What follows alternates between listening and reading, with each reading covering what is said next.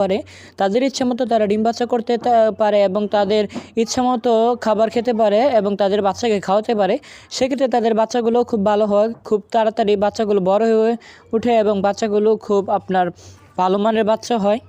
যখন আপনি দেশি কবুতর খাঁচায় পালন করবেন তাহলে দেখবেন যে দেশি কবুতরে আপনার ডিমও বেশি একটা ভালো হচ্ছে না, বাচ্চা বেশি একটা ভালো হচ্ছে না। যখন আপনি দেশি কবুতরটা ছেড়ে পালন করবেন তারা কিন্তু জানে যে কোন খাবারটা খেলে তাদের ডিমটা ভালো হবে, কোন খাবার খেলে তারা সুস্থ থাকবে, কোন খাবার খেলে তাদের বাচ্চাও খুব ভালো মানের হবে, ডিমও খুব ভালো মানের হবে, তারা কিন্তু জানে। তাই তারা দেখবেন যে কুড়িয়ে এবং বিভিন্ন জায়গায় গিয়ে তারা এই খাবারগুলো সংগ্রহ করে খায়, যাতে তাদের ডিমও ভালো হয়, তাদের বাচ্চাও ভালো হয়।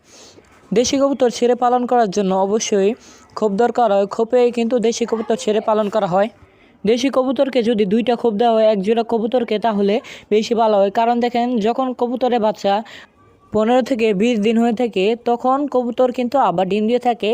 তাই পাশে যদি আপনারা আরেকটা খোপ রাখেন তাহলে এক খোপে কবুতরের বাচ্চা থাকবে, আরেক খোপে কবুতর ডিম দিয়ে দেবে। দেখবেন যে এক কবুতর ডিমে বসে তা দিচ্ছে, আরেক কবুতর বাচ্চাকে খাওয়াচ্ছে।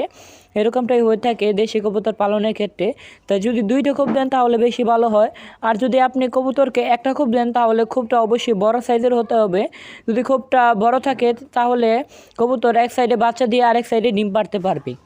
তো এখন কথা বলা যাক যে দেশি কবুতরকে কীভাবে খোপ এবং বাসা চেনাবেন। দেশি কবুতরকে খোপ চেনার জন্য প্রথমে একটা খাঁচা দরকার হবে।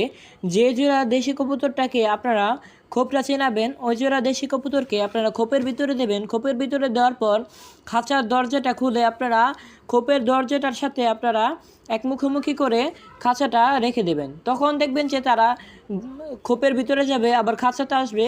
যখন তারা খাঁচাতে আসবে তখন তারা বাড়িটা দেখতে পাবে, যখন খোপের ভিতরে যাবে তখন তারা খোপটা চিনতে পারবে।